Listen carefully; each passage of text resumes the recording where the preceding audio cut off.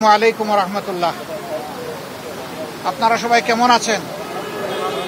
আলহামদুলিল্লাহ। আপনারা ইতিমধ্যেই জেনেছেন যে আমরা আজকে মাননীয় প্রধান উপদেষ্টার সাথে সাক্ষাতের জন্য এখানে এসেছিলাম। উনি এবং ওনার সঙ্গে অন্যান্য সম্মানিত উপদেষ্টা মণ্ডলী সেখানে ছিলেন, প্রেস উইংয়ের লোকেরাও ছিলেন। আমরা দেশের বর্তমান বিদ্যমান পরিবেশ পরিস্থিতি নিয়ে কথা বলেছি।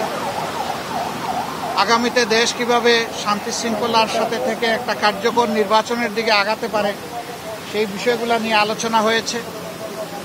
এবং দেশ আমাদের সবার, জাতি ধর্ম দলমত নির্বিশেষে সবাই মিলেমিশে জাতীয় ঐক্য কিভাবে আরও সিমেন্টেড করা যায়, প্রশাসনে আরও কিভাবে গতি আনা যায়, এই সমস্ত বিষয় নিয়ে আলোচনা হয়েছে। পাশাপাশি আলোচনা হয়েছে দ্রব্যমূল্যের যে ঊর্ধ্বগতি, যেটাতে মানুষের কষ্ট হচ্ছে, এটাকে লাঘব করার জন্য মানুষের সামর্থ্যের ভিতরে দ্রব্যমূল্যকে নামিয়ে আনার জন্য কী পদক্ষেপ নেওয়া যায় সেই সমস্ত বিষয় নিয়ে আলোচনা হয়েছে। আগামীতে রমজান মাস আসছে, এটাকে সামনে রেখে অসাধু ব্যবসায়ীরা যাতে বাজারে কৃত্রিম সংকট সৃষ্টি করতে না পারেন এই সমস্ত বিষয়ে আমরা পরামর্শ করেছি। এর পাশাপাশি আইন শৃঙ্খলা পরিস্থিতি নিয়ে অনেক আলোচনা হয়েছে। দেশে সম্প্রতি ঘটে যাওয়া কিছু বিষয় নিয়ে আলোচনা হয়েছে। এই সকল আলোচনায় আমরা একমত হয়েছি যে দেশবাসীকে সাথে নিয়েই দেশকে সামনের দিকে এগিয়ে নেওয়ার চেষ্টা করতে হবে। আর দেশের স্বার্থ বিরোধী কর্মকাণ্ডে যারাই জড়িত থাকবে তাদেরকে অবশ্যই আইনের আওতায় আনতে হবে। আইনের আওতায় এনে দেশকে শান্তি শৃঙ্খলা ফিরিয়ে দিতে হবে। এবং এর জন্য প্রয়োজন হচ্ছে সর্বোচ্চ জাতীয় ঐক্য। দল মত ধর্ম ভিন্নতা থাকবে, এটা খুব স্বাভাবিক, কিন্তু জাতীয় স্বার্থের জায়গাগুলোতে আমরা যেন সবাই একমত থাকতে পারি, ঐক্যবদ্ধ থাকতে পারি।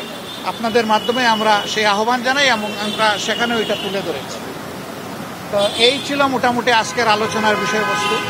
আমরা এখন বিদায় নিতে চাই। আপনাদের একান্ত জরুরি কোনো প্রশ্ন থাকলে করবেন, আদারওয়াইজ আমাদেরকে ছুটি দিলে খুশি হব।